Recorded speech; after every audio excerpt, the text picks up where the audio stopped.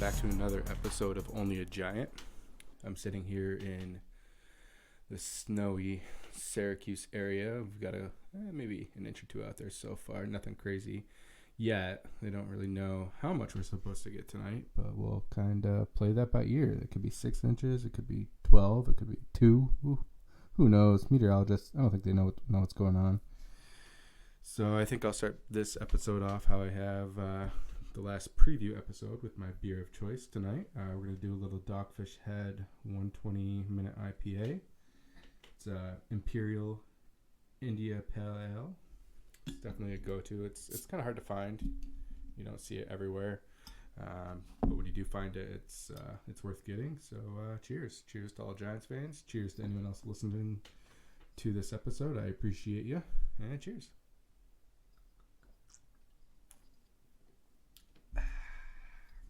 That's a good beer. So I have a lot I want to get to tonight. I want to get the ugly taste out of my mouth. You know, I was a little bit of a Debbie Downer the last episode. I want to, pick up the energy a little bit, get back into the swing of things. So let's start right away with kind of the plan of the episode. And I want to preview the game against the Browns. That's going to be a big game. We'll kind of go over keys to the game. What the Browns are good at, what the Giants are going to be good at for this. We'll talk a little bit about Jones versus Colt McCoy, who's going to play. At this moment, we're really kind of unsure as to who is going to play. It could be Colt, it could be Daniel. I don't think Judge is going to let us know, really. Probably, maybe Saturday we'll know one way or the other. After that, I do have some Twitter questions, voicemails that I got that I'll kind of go through those. And then we'll get into another Eli Manning start. I think I kind of figured out how I want to do that section of this. I think I'm just going to go start by start. It's a long road to do it that way. I hope to continue this podcast all the way through like that, but I think that'll be fun. I think it'll kind of, we'll relive a little bit of Eli Manning, of the greatness of Eli Manning, the ups and the downs, but it'll be fun. I think that's how I'm going to do this. So we'll look at his second start, which was against the Philadelphia Eagles, who this in 2004, they're riding high. It's a big year for them. This is actually the year the Eagles play in the Super Bowl against the New England Patriots, the game where Terrell Owens gets hurt earlier in the year, actually right towards the end of the year, and he sleeps in his hyperbaric chamber for a while and ends up coming back and playing in the Super Bowl, which is a pretty cool story. I'll get into T.O. a little bit in this episode. As much as you might not like him, dislike him, whatever, he was a heck of a player, man. He really was. So that's my plan for this episode. So I guess we'll jump right into the preview portion of the episode. So we'll start talking about the Browns. Browns are 9-4, and they're facing the Giants at MetLife Stadium. Giants are 5-8. It's gonna be a Sunday night football game. It's gonna be fun. It's a flex game. They flex it into that Sunday night game. They probably didn't anticipate that Colt McCoy might be starting in Daniel Jones' place, but it is what it is at this point. We'll play with who we got. Yards per game, the Browns are 11th in the league, averaging 374 yards offensively per game. Giants, 31st at 300 yards. And that's kind of been the story of the Giants this year. Offensively, they just have not been able to score points. They have not been able to drive the ball consistently. Browns have scored 26.8 points per game, which is 13th in the NFL, as opposed to the Giants, 31st in the NFL with 18 points. So that really, really shows you kind of the ineptitude of this offense. Browns, 3rd in the NFL with running yards per game. Giants, 14th. So despite the offensive struggles, that seems to be the strength of this offense, which it seems so obvious to me. I mean, I know that Daniel Jones can throw the ball downfield. I know that this offense isn't working. It's not. I think it's a Jason Garrett issue, which I think a lot of Giants fans are starting to think that as well. I've been hit and miss on Garrett. To start the year, I hated him. When we started to see some improvement, I saw some cool play designs. I saw some things I did like. But, man, if you can't score, you're not going to win games. You can have the best defense in the world, but if you're not putting up points, it's not going to work. Browns are 4th in red zone touchdown percentage. Giants, 30th. These are just big kind of glaring differences between these two teams. Now, one thing where the Giants do have an advantage is penalties. Giants are the 6th fewest penalized team in the NFL, where the Browns are the 7th most penalized. Baker Mayfield's been playing pretty good this year. He's been sacked a lot less than he was last year. Last year he was sacked 40 times in the year. This year he's only been sacked 17 times. So the team itself, the offensive line is definitely playing better. That could be something to do with Jedrick Wills being there now too. He's definitely playing well. He got banged up a little bit last week. I'm assuming he's going to play. It'll be fun to see kind of him up close and firsthand. I like Jedrick Wills in the draft. I didn't know who the right pick was for the Giants. I agreed with the offensive line position. I wouldn't have been upset about any of them. I thought Mekhi Becton kind of had the biggest upside, but he's a big man, and someone that big is bound to get injured a lot. Now, I'm not going to sit here and try to tell you guys that I felt that way prior, to the draft or at the draft. I didn't. I didn't really think about that too much, but kind of looking back, and that's not that surprising. He's just a big dude, and it's going to be hard for him to stay healthy, I think. But he's got the talent, man. He's throwing NFL players around like crazy. It's pretty fun to see. I was probably the most comfortable with Andrew Thomas. It didn't surprise me. It seemed like the Giants' pick, to be honest with you. It just seemed like that was going to be the pick. But at draft day, I was so unsure where the Giants were going. Kind of assumed it was going to be offensive line, but there are a lot of different ways we could go. Cleveland has also been doing a pretty good job this year with limiting turnovers. Part of that, could be that they run the ball so much. They have a good running offense. We'll get into the defense next. The Cleveland Browns defense, they're averaging 363 yards per game that they're allowing. Giants are about 342, 19th in the NFL for the Browns, 11th for the Giants. So it's not a huge difference. Points per game, Browns are allowing 28.3 points per game. Giants are at 22.4. So that's definitely a strength towards the Giants. They're 9th in the league. The Browns are 27th in the league. Both teams are really good against the run. Giants, 7th, Browns, 16th actually after the Ravens game. They were 8th prior to that. So you got to take that a little bit with a grain of salt because Ravens kind of just ran all over them. And a lot of it was Lamar, which will face him too. So maybe our numbers will get a little skewed by that too. Giants defense is 8th in the NFL with a quarterback pressure rate at 25.3%. Browns are 29th at 17.9. Now, they have been missing Myles Garrett a little bit this year. He's been banged up a little.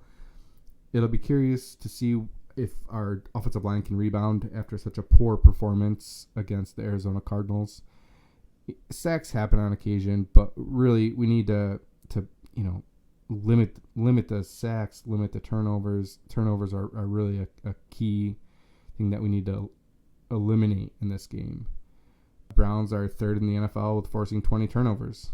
So that's something that we got to be really careful about. Myles Garrett, 10.5 sack. Hasn't hit anyone with a helmet this year. That's a good thing. So for the Giants, defensively, really need to focus on stopping the run. That sounds probably normal. Like, obviously, Mike, that's probably important. But we really need to focus on that, especially on the early downs, first and second down. If we can stop the run and force them into some 3rd and longs, I think that'll really help our defense with getting off the field on 3rd down. That's kind of been an issue up and down this year for the Giants, where some games it seems like they do really good, and other games they just can't get off the field. Arizona Cardinals being a perfect example of a game that we couldn't get off the field. They had 30 more plays than the Giants had. 30 more plays. That's crazy, the difference. So yeah, really focus on trying to get the Cleveland Browns into some 3rd and longs. Maybe we can force Baker Mayfield into some mistakes and take advantage of that. Another big thing I would say is be ready for Kareem Hunt. He is in there on passing plays a lot. They throw to him red zone. He's almost always in on the red zone, and they're willing to give him the ball. They kind of have a two-headed attack going on right now with him and Nick Chubb. So that's really going to be important to stop the run, and it's really going to be important to watch Kareem Hunt when he's in the game. Any passing downs, if you see him leak out, you gotta keep an eye on him. Another little thing defensively that I think we need to be aware of is to be ready for trick plays with the Cleveland Browns. Now, I'm not talking about like double reverses and all this crazy stuff, but 6 games this year, someone other than Baker Mayfield has thrown a pass in the game. A lot of those was Jarvis Landry. They're always trying to take advantage of, an undisciplined defense. So be ready for Jarvis Landry. Watch what he's doing. Stay eye disciplined on the play. Read the play. Stay disciplined. That's kind of been key to this defense all year in my mind. Staying disciplined is just so important because the big plays, if you get big plays against you, it's such a mental lapse. It's such a kind of a beating mentally, Offensively, establish the run. I know that we've probably heard that a lot this year, and I feel like some people are beating their heads against the walls with this.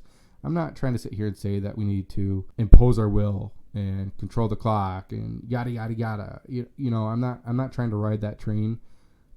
But I think we need to take some pressure off Colt McCoy. I think we need to take some pressure off Daniel Jones, whoever is in this game.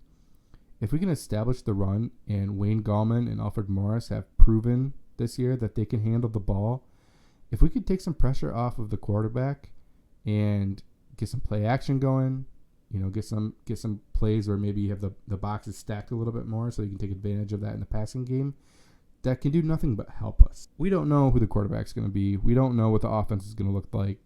Probably going to look like crap, especially if we abandon the run so early like we seem to do. We really need to establish the run. I feel like it's just going to help us control the offense.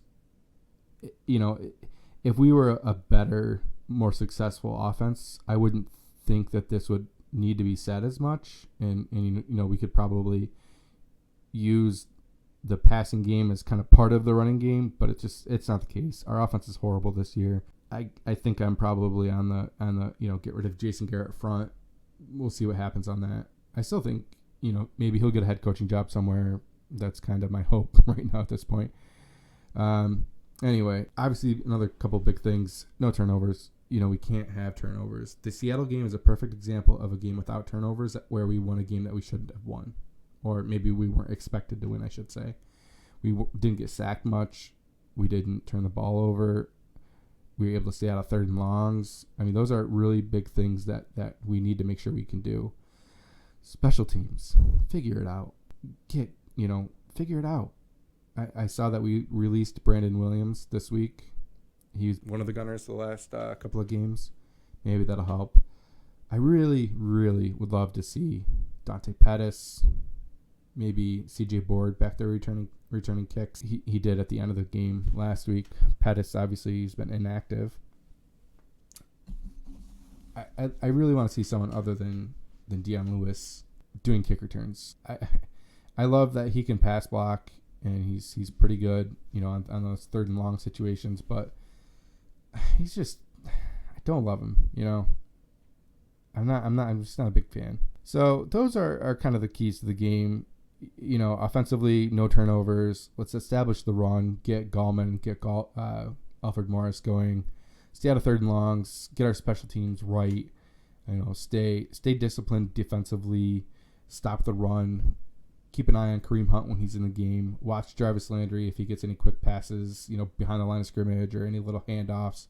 Stay disciplined on that because he throws the ball. He can throw the ball. And then defensively stop the run. Oh, I wouldn't try to sit here and say that's anything earth-shattering. It's not rocket science. It kind of makes sense. A lot of Giants fans could probably tell you the same thing. But that's what we got to do. Now, as far as the score prediction of the game, it's going to be a tough game. The Browns are a pretty well-coached team currently, which is rare to say. Stefanski's been doing a pretty good job with them. So if Daniel Jones is 85-90%, I feel good. If we can take advantage of the defense a little bit, passing the ball, that'd be nice. If Colt's in the game, we're definitely gonna have to kind of dumb down the offense isn't the right word, but we're gonna have to change up the offense a little bit. We're gonna have to really commit to the run a little bit more. It's gonna kind of be a game where we're gonna have to kind of control the tempo, try to keep Baker in the pocket and try to get him off his first read. That's gonna be important, and see what happens. I think it's gonna be a tough game for the Giants to win. I think if Colts playing, Giants lose, 18-24 or somewhere around there, and 18 points might be a little bit too much to ask for it. Honestly, without Daniel Jones. If Daniel Jones plays and he's, 80, 85, 90% healthy, I think we can get a win. A lot of it's going to depend on that, though. If Daniel Jones plays, I'll say 24-20 win. All right, guys, so I want to get into a couple of tweet questions I have and a voicemail I have as well. Kyle Kish4 on Twitter asks, what can we expect from the Giants in the upcoming draft? What are their biggest needs? There's a lot of needs. I don't know if our offensive line is completely settled yet. We have a lot of the right pieces. We'll see if they add anything else there. Defensively, edge rusher is still going to be a concern.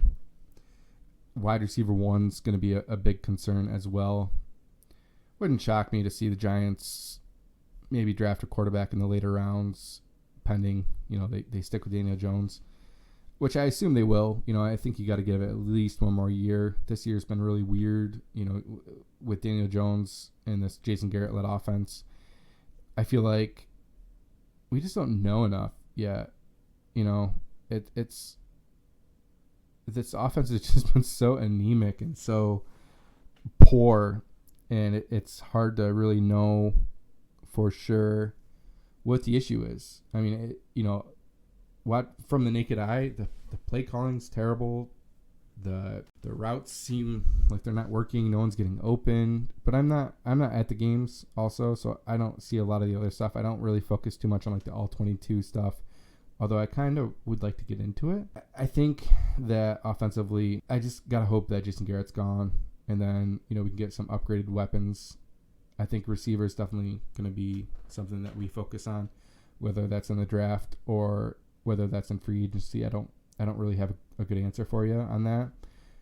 I guess if I had to make a guess, depending on where the Giants ended up, I'd like to see a receiver in the draft. Who the right answer is, though, I don't know. Obviously, I'd love Jamar Chase, but that could be a pipe dream unless we don't make the playoffs and we end up at pick 8, pick 9, pick 10, somewhere around there where we are right now. So wide receiver 1, definitely a need. Edge rusher, definitely a need.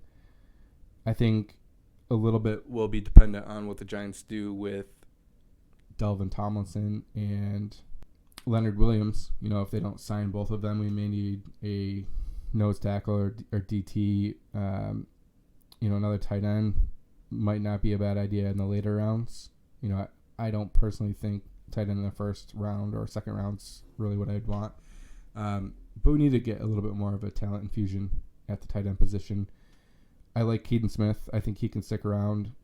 Levine Toilolo, he's kind of been a weird letdown for us, I would say. So I think an upgrade at the tight end position would definitely be helpful as well. Thanks for the question, Kyle. So my next voicemail actually is from Curtis. So we're going to play that now. It's a 2-parter, and then I'll answer that after. Hey, Mike. My name is Curtis, first-time caller, and I wanted to ask you, being a big fan of the draft, like you mentioned, I'm a Washington football team fan. I'm curious as to the 4 teams in our division with the upcoming draft next year. I was just curious what your thoughts were on maybe a position of need for each of the 4 teams, maybe even a player that they should be targeting this year. And second question, if you have time, was coming up, we're going to have the yearly NFL awards, and I was just curious to get your input on maybe who you had in the runnings for offensive and defensive rookie of the year, as well as coach of the year and MVP. Cool, man. Really. Curtis, thanks for the question, man. So there's a lot to unpack there. So what I think I'll do is I'll start with each team, and we'll kind of do the or at least notable free agents on each team, and then I'll kind of go through the positions I think they might look at, and then I'll give a couple names. Obviously, with the draft, it's super early. We don't know necessarily who's all coming out. We don't know who the risers, who the fallers. We don't know free agency yet. I mean, there's a lot of different things that really could factor into changing what I'm saying right now. So take everything I say with a grain of salt, as most people probably would anyway. Being you are a Washington football team fan, which thanks for listening to the pod, man. I appreciate that, and I love, like I said, I love talking about the draft. I'll talk about the draft with anyone, and I'll answer any questions about the draft for any team. So for Washington, I guess a couple different things I would say. Got to figure out the quarterback position. Is Dwayne Haskins a guy? Are you going to give him another year? Are you going to, try to sign Kyle Allen back? He's a free agent after this year. Is Alex Smith the answer? Figure that position out. You do have a young quarterback in Dwayne Haskins who I personally don't love him. I don't think he is the long-term answer. And I don't think Ron Rivera thinks that either. But you have a young quarterback who is on a pretty cheap contract. Actually, they're in a very similar situation with the Giants right now with Daniel Jones. Continue building around the defense, get the defense better, kind of just overall make the team better, and see what you have one more year with Daniel Jones. See what you have one more year with Dwayne Haskins. And if next year, if he proves not to be the guy that you're hoping for, you have a team that a rookie quarterback the year after or a free agent could come in and kind of step in, and you have a little bit of a better team to kind of build around him. So my start of this would be, figure out if the quarterback position is on the roster or if that's something that needs to be looked at this year. Next, is Antonio Gibson the guy for the running backs? I know he's had a pretty good year this year. I know he's hurt right now. What's the plan with him? Is he the guy? You do have some notable free agents this year too, with Ryan Kerrigan, with Brandon Scherff, with Ronald Darby, Kevin Pierre-Louis, Kyle Allen, who I already mentioned. So it really just depends on kind of the quarterback, and that really answers a lot of the other questions. If you are looking at quarterback position, Trey Lance could be a guy to look at out of North Dakota State. Tight end might be a pretty good pick for you guys, honestly, too. I know Kyle Pitts would be a huge upgrade. Running back, if Antonio Gibson isn't the guy, is Travis Etienne a guy that you want to look at? Offensive line, could probably use a little bit of an upgrade. As someone like Alex Leatherwood, an option who, could be guard, could be a tackle. Right now I almost want to lean a little bit more towards a guard for him, but he could be someone that could step right in with Brandon Scherff. But I'm not really sure on that. That'll kind of be something that we'll have to play out a little bit more. Secondary, someone like Caleb Farley out of Virginia could be a good guy to go get. Devonta Smith for a wide receiver out of Alabama. Terry McLaurin's a good guy. A good guy to have on your team. You have Cam Smith. You have Cam Sims. You have a lot of decent options for receivers, but you could certainly use another one. So that's probably who I would look at. Next, let's get into the Dallas Cowboys. They get a lot of free agents and some big ones too. Dak Prescott, Tyrone Crawford, Cam Irving, Aldon Smith. Guys, I also haven't even gotten into salary cap with the football team or any other team, because who knows? I don't know what the cap's going to be this year with the COVID season and kind of everything going on. So that also kind of brings me to the Cowboys. Dak Prescott's going to be a free agent. Do you really think that Jerry Jones wants to sign him to a $30 million deal or a $40 million deal, however long that ends up being? I know this is an injury for Dak that he'll come back from healthy, but is this like a perfect out for Jerry Jones where he can say, you know what, not paying that type of money? or can he franchise him and then draft a quarterback and then trade Dak? So that's kind of another curious position. That's another team where, the quarterback position really isn't going to be settled until free agency with that. So going into the draft, quarterback is going to be an issue. Dallas is going to pick pretty high probably. So Zach Wilson is certainly an option. If they go offensive line, which they have some good pieces on the offensive line, and they're a couple years removed from having one of the best offensive line in general, whatever, in the league. So that fell off so quick. Travis Frederick retiring, Tyron Smith being hurt, Connor Williams from Texas. He's been decent for them, I believe, but I don't think he's exactly panned out to what they thought he was going to be. La'el Collins, I believe, got hurt.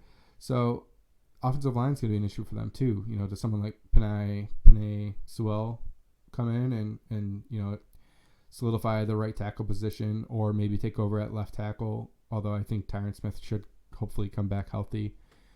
If they look at defensive linemen, they've been pretty bad against the run this year. It was someone like Kwity Paye come in from Michigan and help out. Some linebackers they could look at, maybe Micah Parsons, someone like that, or Caleb Farley for a secondary, kind of like I already mentioned for the Redskins. So they have a lot of options for things that are a need. It's really dependent though on how they handle their own free agents and then free agency. So let's get into the Eagles next. Another team that has kind of struggled against the run this year. I believe they're 23rd in yards allowed for running the ball. They definitely need some help with wide receivers. They definitely are in a position where offensive line could be upgraded, linebacker could be upgraded, secondary could be upgraded. Kind of a running theme with the NFC East, honestly. Wide receiver wise, Jamar Chase, Jalen Waddle, Devonta Smith. I mean, there's a lot of good options there. Offensive line, I don't really know exactly where they'll be picking. So someone like Elijah Vera Tucker out of USC could be an option. If they go linebacker, Micah Parsons could be a good fit. If they're looking for secondary help, J.C. Horn out of South Carolina, Gamecocks, could be an option. So there's a lot of good options there. Once again, though, free agency, Jason Peters, Jalen Mills, Craven LeBlanc. So offensive line definitely is going to be an upgraded position, or a position that needs to be upgraded. And so is secondary. So it really just kind of depends on what happens in free agency. The second part of your question, Curtis, offensive rookie of the year, right now, to me, it's kind of hands down Justin Herbert, 25 touchdowns, 10 interceptions, almost 3,500 yards, only going to get better with that. And I'm sure a lot of Giants fans feel this way. Had he come out a year earlier, I think that was a Giants pick. Instead, he wanted to go back to Oregon. He wanted to play football with his brother, which you can't blame a guy for. I loved him though. The year prior, coming out of Oregon, I really hoped he went pro. I remember I was running in a cemetery. Actually, it was kind of near where we used to live, but it was a really big cemetery, and it had a lot of nice trees, and it was kind of a cool little place to run. So I'd run in that cemetery all the time, and I remember listening to, I don't remember who it was, someone come out and say that he wasn't coming out, and I was like, man, that sucks. Bummed me right out. So defensive rookie of the year, your guy Chase Young's got to be considered in there. 26 solo tackles, 5.5 sacks, 3 forced fumbles, 1 return for a touchdown. My pick right now, though, honestly, is Jeremy Chin. 95 tackles, 4 quarterback hits, 2 tackles for a loss, a sack, 2 forced fumbles that were recovered for a touchdown in the same game, by the way. He isn't really talked about too much, but he's had a really good year, and he's someone that I wish the Giants had looked at. I really didn't think that the Giants would get Xavier McKinney, So I was thinking Antoine Winfield. I was thinking Jeremy Chin. There's someone off the top of my head that I can't think of right now that I thought we might go after. But Jeremy Chin was someone I really liked in like the 3rd round, maybe the 4th round. Obviously, he went much sooner than I thought he would. I think he ended up in the end of the 2nd round. Antoine Winfield was another guy that I thought 2nd, maybe 3rd we could get. But obviously, we got Xavier McKinney, which I'm happy about. Obviously, we haven't really seen much of him yet. But Jeremy Chin is someone I think is the defensive rookie of the year. He does have an interception as well. I don't know if I mentioned that. MVP right now is probably between Patrick Mahomes and Aaron Rodgers. I think you'd give Mahomes the slight edge right now, but Aaron Rodgers is not messing around this year, man. He knows that, the Green Bay Packers drafted Jordan Love. He's kind of out there to prove himself. He's going to be someone in the near future that really could be interesting to see what happens with him.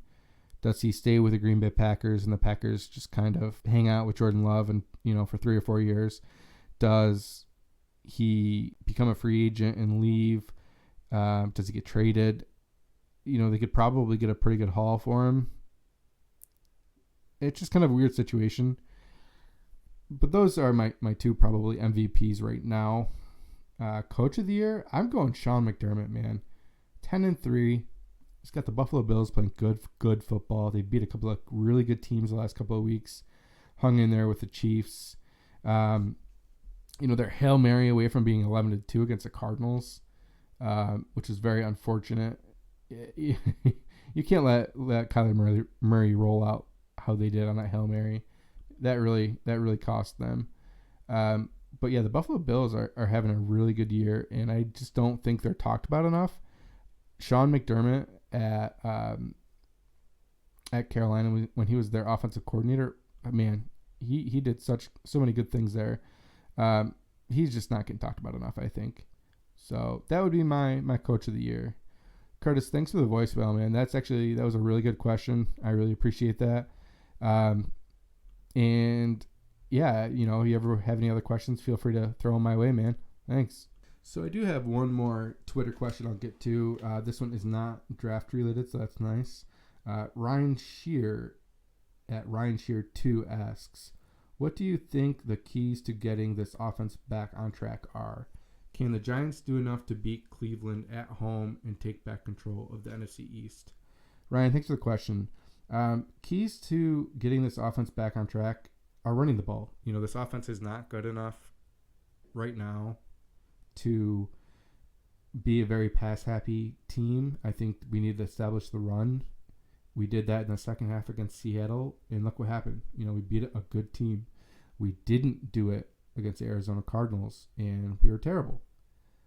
I believe that the prior 6 games to the Arizona Cardinals, we were over 100 yards each game, and look what happened. Wins. So I think running the ball, honestly, is really key to getting this offense back on track.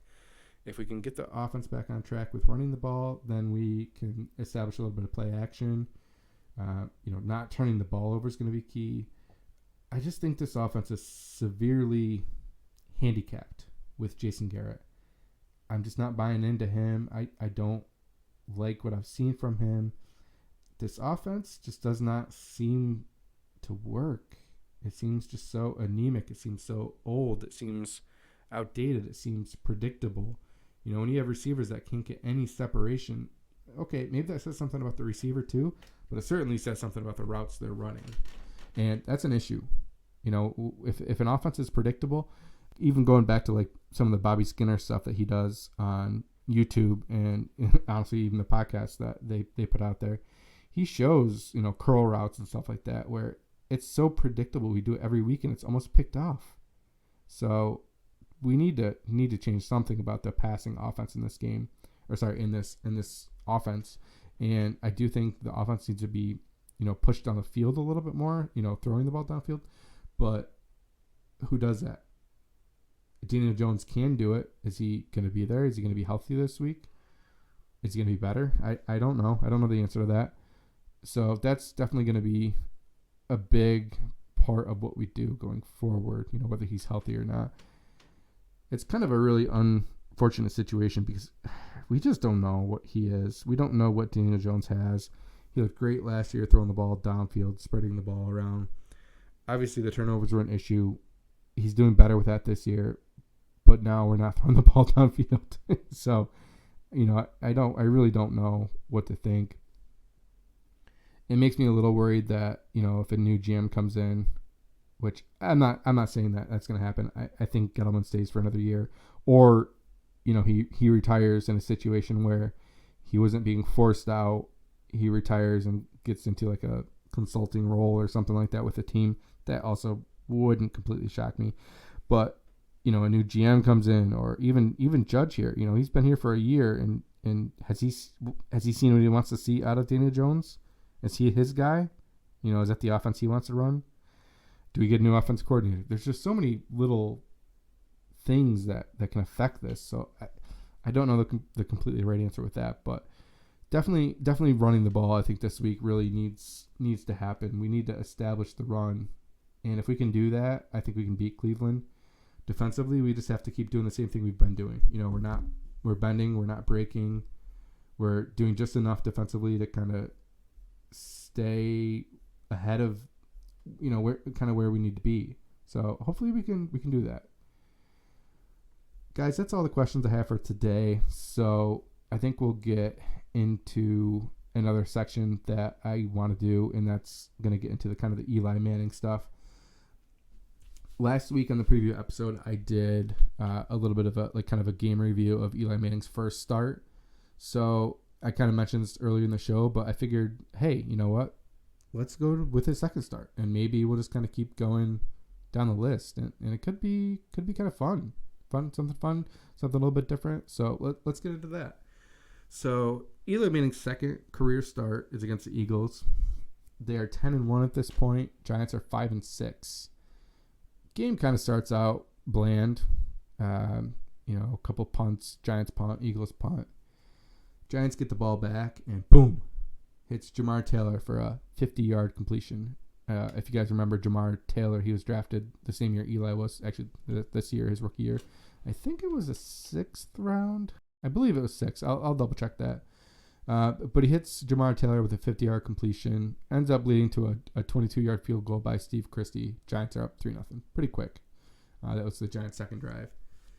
Eagles' second possession, they run all over the place. They run for 40 yards. A few passing plays mixed in. Donovan McNabb, though, ends up running the ball in for a 4-yard touchdown run, which ends up being kind of early second quarter. Next couple of drives, Giants and Eagles kind of punt back and forth. Nothing too crazy happens. Next Giants drive, and at this point we're still in the second quarter. Eli hits Shockey for a 26-yard gain, and that leads to another field goal for the Giants. So 6-7, Giants are down 1. Eagles get the ball back and actually force a fumble on Donovan McNabb, which was recovered by Osi Umenyiora. Big play on the defense there. So what do we do with the ball?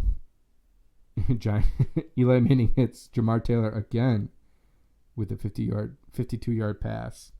So Giants have the ball at the 3-yard line and throws a pick. So you're like, no! Little side note, like I said earlier, Jamar Taylor was drafted the same year as Eli on that point. I remember I was a senior in high school at this point, so quite a while ago. Pretty pumped about Eli Manning. I think there were a couple other players that I would have been happy with. Sean Taylor, I believe, was in that same draft. Robert Gallery, who ended up being a pretty big bust, were two players I really liked. I didn't love Phillip Rivers. Honestly, I didn't love Ben Roethlisberger either. So I was a little bummed that we got Phillip Rivers to start, but obviously the trade happened and everything kind of worked out. We gave up so much in that trade though. Obviously, kind of looking back, it really didn't bite us too much. I think they got Sean Merriman with the Giants pick, and they got a kicker. I can't think of the kick. Nick Kading maybe.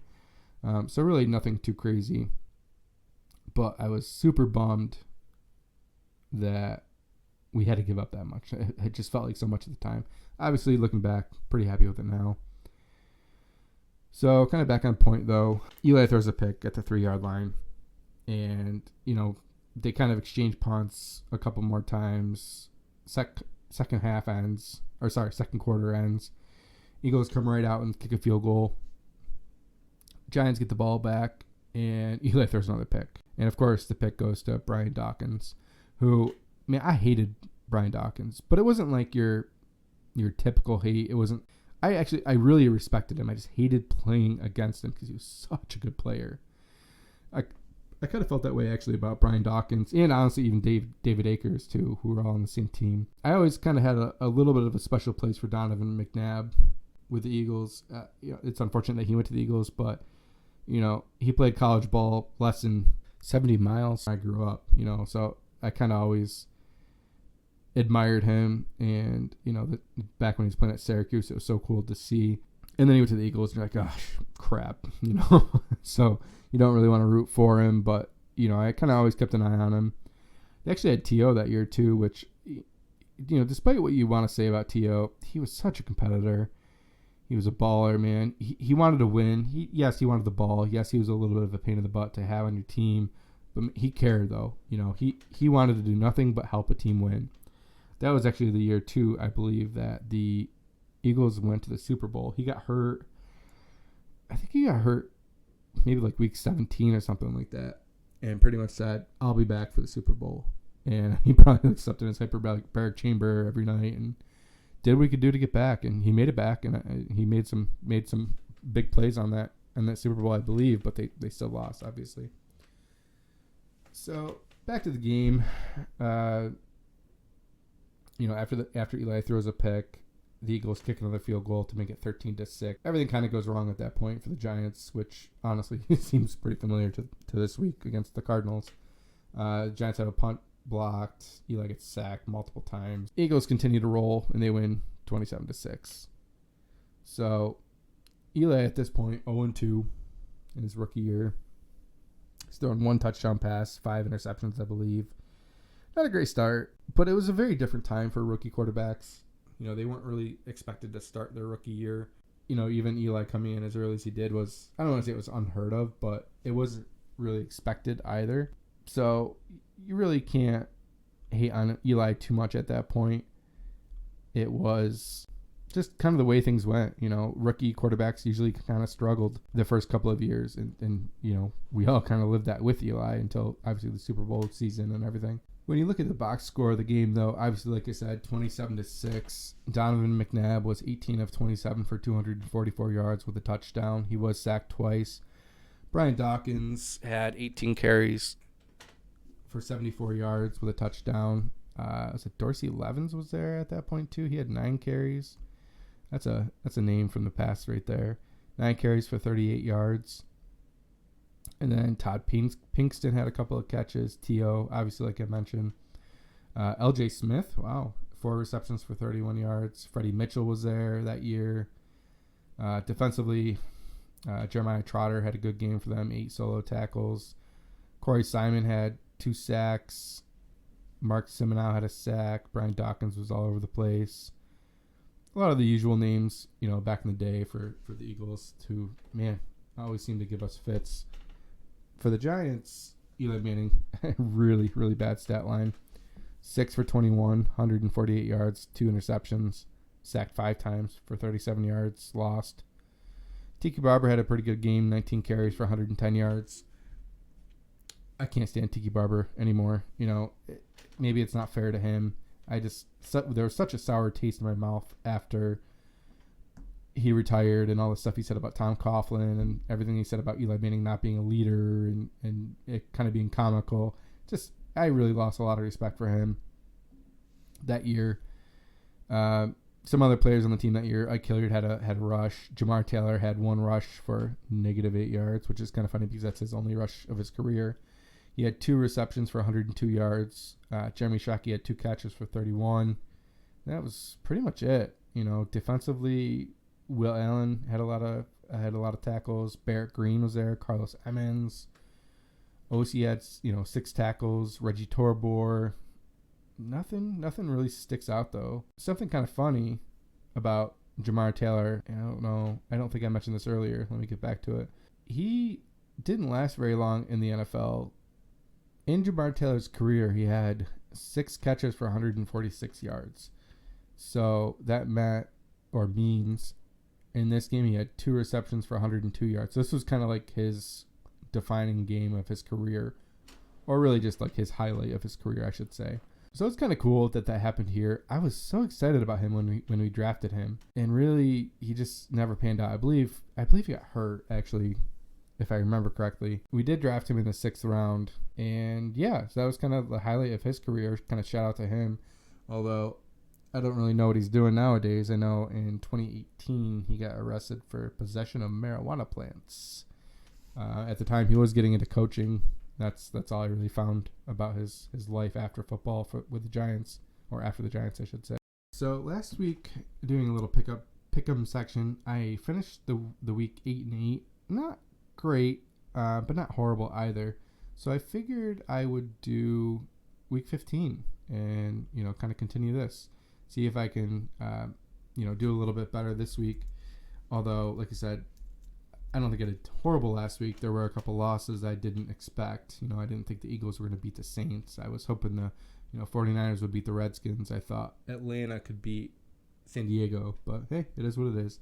So we'll start with the Thursday night game, Chargers against Raiders. I kind of feel like the Chargers are going to sneak in and win this game. Raiders have a bunch of players hurt on defense. Can they keep up with Justin Herbert in their offense?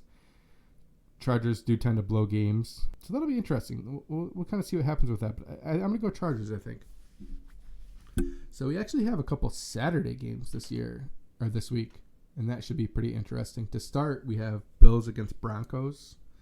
Going to go Bills on that. I do think the Broncos could be a little bit challenging just with their good defense, and if they can get their offense going at all, then they could be kind of difficult. But I think the Bills are a well-coached team. I think they can pull this game off.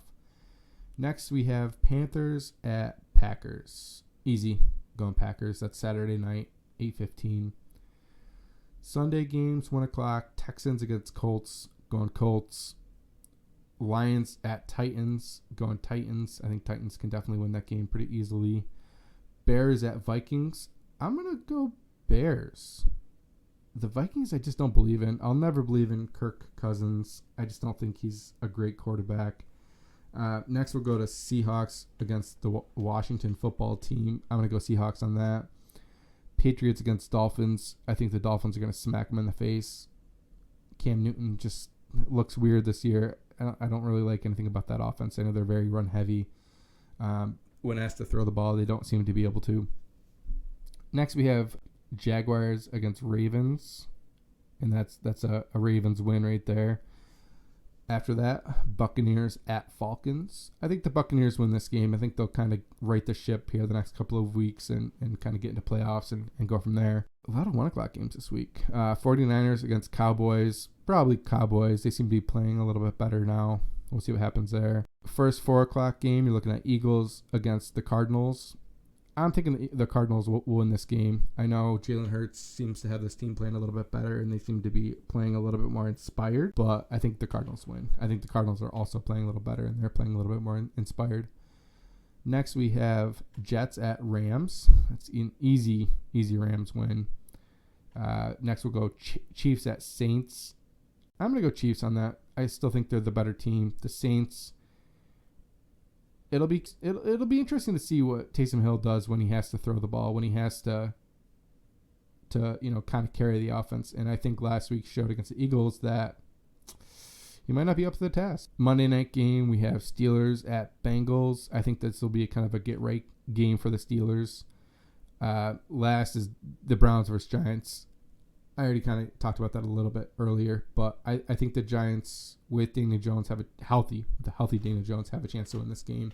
So I'll go 24-20 Giants. If he is not playing, I believe I said an 18-24 loss for the Giants. So that's all I got, guys. Thanks for listening. I'll probably have another episode out next week, kind of a reaction to the Giants-Browns game. Hopefully we can pull off a win. Other than that, guys, cheers. Thanks for listening. Hopefully everyone stays safe in this lovely winter weather that we have out there. And, yeah, let's freaking go.